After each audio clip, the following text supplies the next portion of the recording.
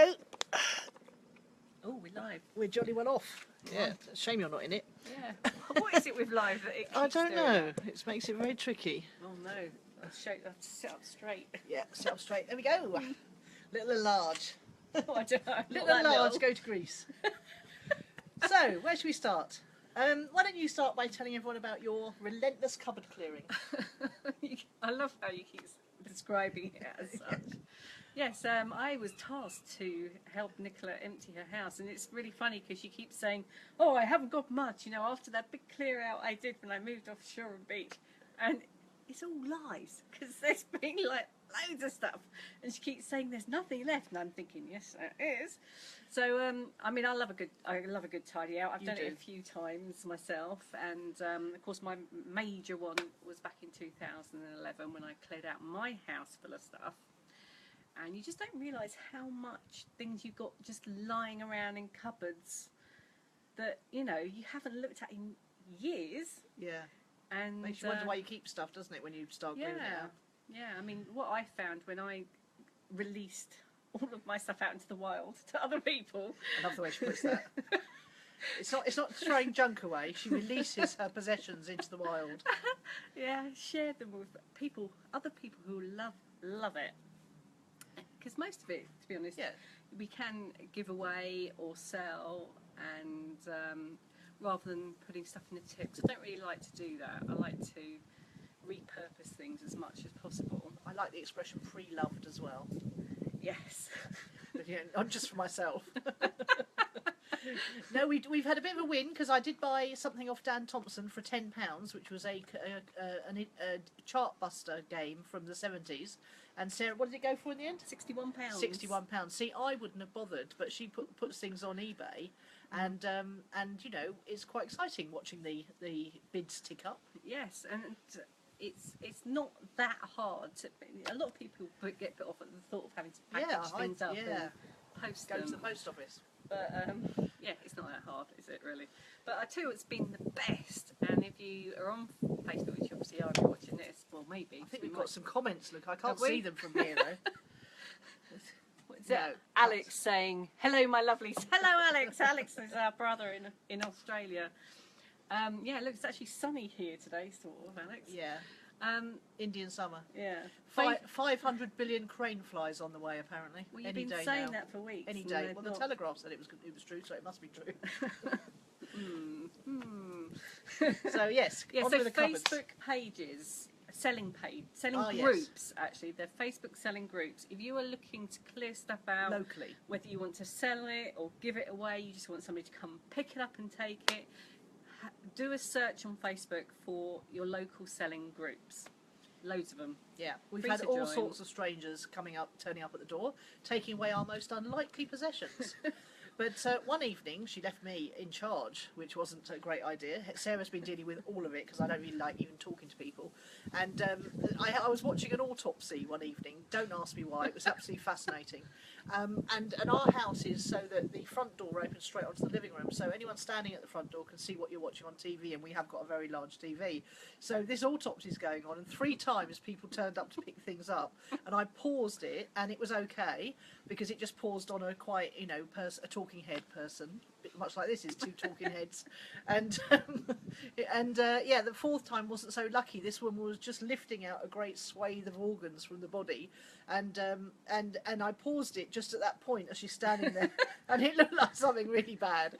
And I opened the door and he said hi, and then he looked across my shoulder at what was on the telly, and he said, "Oh," and I said, "It's all right, I'm just watching an autopsy." He went, "Oh, okay." I've never seen anyone try and get away as fast as my whole life. He must have thought I was a complete psychopath practising at home or something. So just give me my earbuds and let me out of here. Yes, that's right. He came out for a packet of £15, £19, £15 earbuds. Anyway, I bought them. I couldn't get them in my ears. They just wouldn't stay. I must have really strange shaped ears. But he was lucky. He got a brand new pair of earbuds for £15. He just had to be for a £5. a £5. Oh, okay. And they were about £15 new. Well, that's well worth getting traumatised for then, isn't it? Yes. So what else has been happening? I've got over myself. I'm not so emotional about it all again now. I'm actually quite enjoying it now. Yeah, let's touch on that because things were. Nicola asked me to clear out the house, and then once I started doing it, it all got very tense for a little while, and we did have a little. How would you describe it? Massive great argument. Yeah, right. It came out of nowhere, actually. It was, Heather was round, and Eileen, our stepmom, was visiting from New Zealand, and I think Phoebe was here as well. And Heather said something, I can't remember what it was, that triggered it all off now. No, I offered to help Heather by stripping wallpaper, that's right, wasn't it? Yeah, and I was not only seeing all my possessions disappearing around me, but about to face my bedroom being stripped around me. And I can't cope with mess and untidiness, although I'm not very good at cleaning. Well, let's say actually very negligent at cleaning. I don't like untidiness, visual untidiness. I can't cope with it, and I was sort of in a right old state by then, so it all went off, didn't it? Yeah. It's the only one we've had, though, isn't it? Yeah. Yeah, and since then, actually, since the whole process of letting your stuff go, you've actually gotten more into it, haven't you? Yeah, I'm really starting to feel, lighter, which is always a plus, and freer somehow. I mean, it's scary, you keep. I was saying to Judith on the podcast this week, it's really interesting how it throws up feelings of scarcity in you, because you immediately assume that when you come back, you're not going to have any money. I think growing up in relative poverty does that to you. It was boom and bust when we were kids. Yeah. And also, Mum used to come. I've just remembered this. Mum used to come through and just clear everything out. She used to clear cupboards out. She used to throw all her old toys away.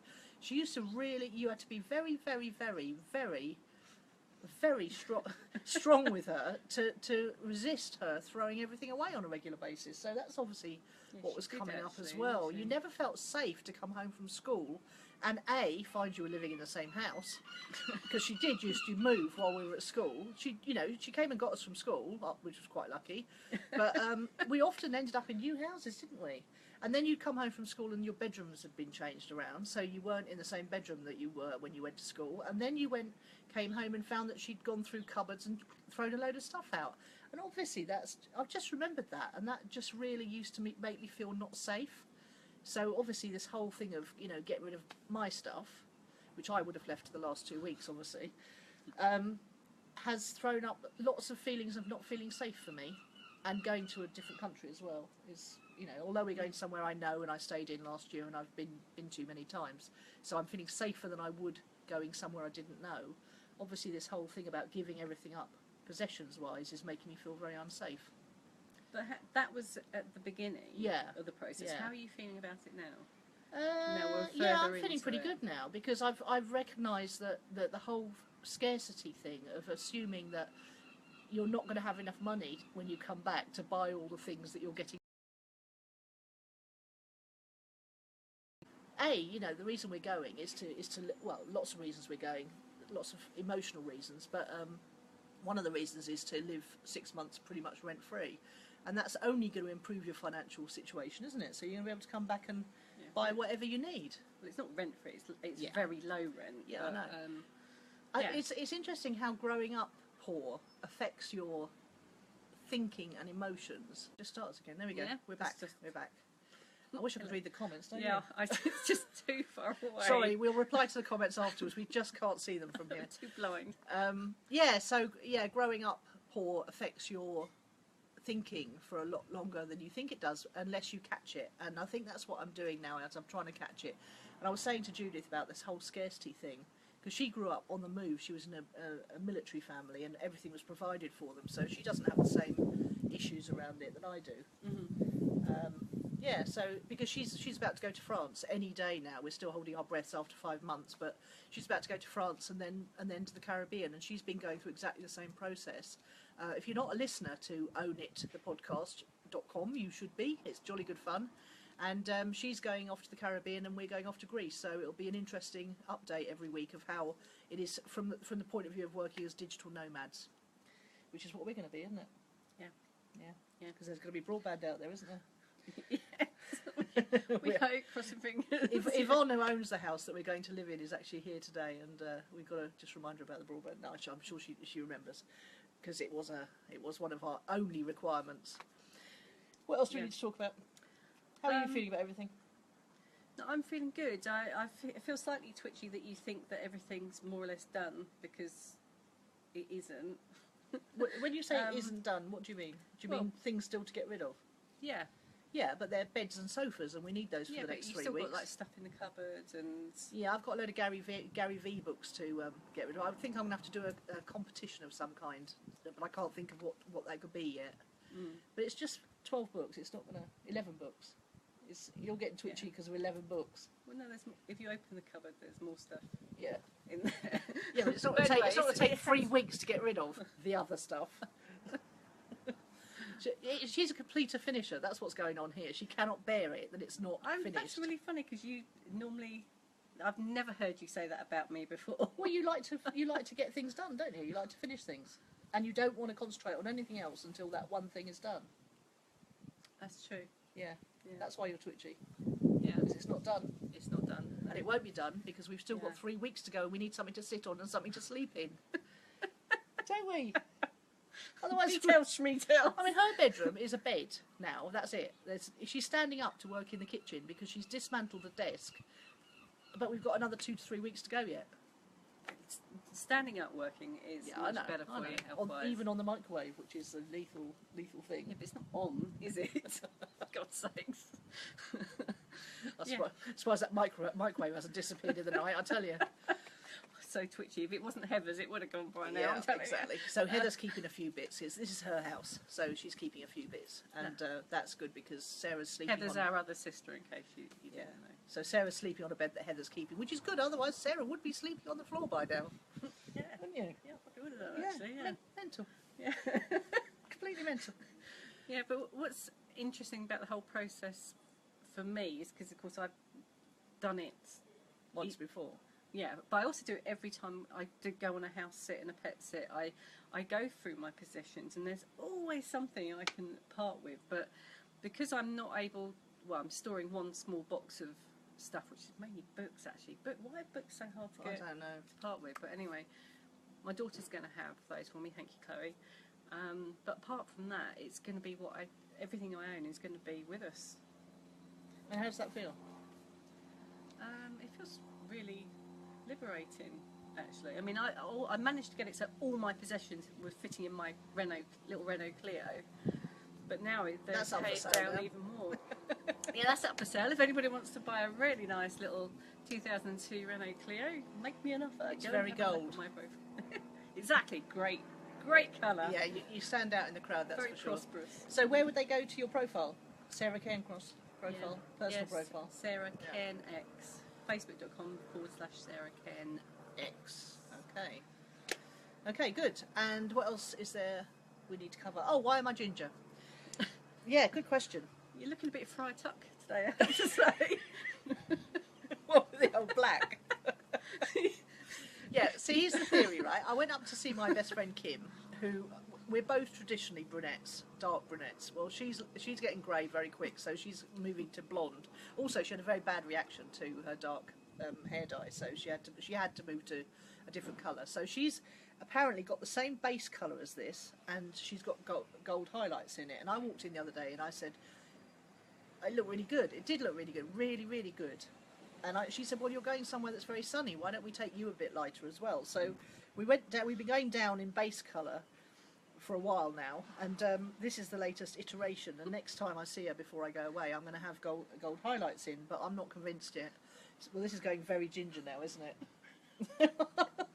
I am partial to a ginger, as anyone who knows me knows, but yeah, I don't really want to be one myself necessarily. So how many appointments have you got with her? I've just got one more. Just got one more now. You know, again, this is really interesting because, you know, the things you panic about, like having your hair done, and actually there is hairdressers in Stoupa. Whether they'll be open all winter is another matter entirely, but people must get their hair cut somewhere in Stoupa, mustn't they? Or Kalamata. Don't worry, I have some hairdressing scissors. Oh, now that's shades of my mother, that is. Let me just trim your fringe. Next thing you know, it's up here somewhere. Yeah. Actually, fringes, yeah. I haven't blow dried today, as you can see. So I'm going for the more casual look on a day when I'm not meeting my public. I'm just blogging and Facebook living. How many... Oh, Alex is still commenting. No, I can't read any of it. So you'll have to reply afterwards. Okay. So yes, what else about it? Yeah, we're contacting all the utilities. Yeah. Isn't that quite a nice feeling though, letting go of those kind of responsibilities? Yeah, it is. I But loved it again, when I did but it. again, it's a fearful feeling for me. God, I'm such a scaredy cat about everything, aren't I? It's the fear that you'll come back and you won't be able to get electricity. Hello. I don't know why I feel Is like it because this. people? Is it that's the question people keep asking? Yeah, yeah, it is. Is People, that- yeah, people project their own fears onto you. Definitely when you're doing something like this. Yeah. Is that so? Would you say that's the main question? What? What are you going to do when you get Yes, back? that is exactly the question everybody asks. Everyone says that. What are you going to do when you get And back? what have you said to them? You don't know when. No, You come I've back. said, I'm going to be coming back when I feel better. Yeah, and also you've got other options, haven't you? Now Yeah, you've- there's lots of digital nomad spaces. You can go and live for $1,000 a month anywhere in the world now.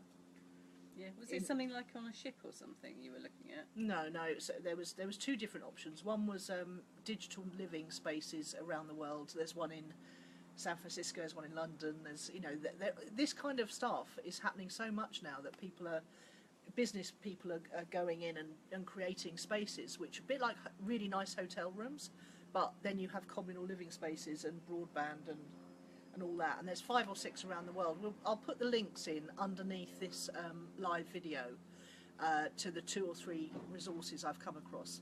And of course there's Airbnb, which is, there was a programme on the telly last night about Airbnb, nightmares, both from the point of view of going to stay places and from the point of view of being an Airbnb host.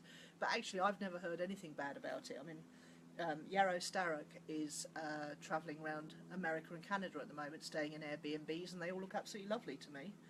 I know someone in Australia who's just redoing the ground 2 floors of his house because he wants to be able to go independent and not work for anyone else anymore. And so they've got a 3-floor house, and he's turning 2 floors into B&B studio-lets. So there's lots of ways to stay places without having the responsibility of the bills and the mortgage or the rent, and I just, in between the kids, our kids are grown up now, but they haven't started having their own children, so I think this is the time for me to go and try living in other places. Yes. Feeling quite adventurous now, aren't you? Yeah, well, I say that now. I'm still in my own little house in Cheryl. Don't know how adventurous I'll feel once we walk out that front door, but we'll see, won't we? Yeah. We'll see. Yeah. And we'll be documenting it all here on Swagger and Soul. So hope you give us lots of you like the page and give us lots of loves on this video, because if you give them loves on the video rather than likes on the video, apparently it goes a lot further, and we'll get some new viewers. Yeah, and we're also on, just sort of starting up on Instagram, and we've got a Twitter as well. Yeah. Just look for Swagger and Soul. Yeah, and we're going to be turning our individual blog posts and the audio from these broadcasts into a podcast, hopefully by the end of the week. Yep. I don't think we were doing that for this. Yeah, podcasting? Of course we are. No, I didn't think Yeah, we were why turning not? these into Why not? the podcast. Weekly updates from us together and reading our own blog posts out loud for the podcast. Yeah. That's the plan. Yeah. Okay, Okay. let's crack on Now with it then. that we sort of Let's know what crack we're on doing. with the plan, shall we? All right then. Sarah's going to be blogging on Mondays, and I'm going to be blogging on Fridays, just to put a bit of commitment around this. And we'll see you all soon. Bye. Bye. Now, do you turn it off now? I don't know. No. So go over here. Oh, there we go. It's a little finish button.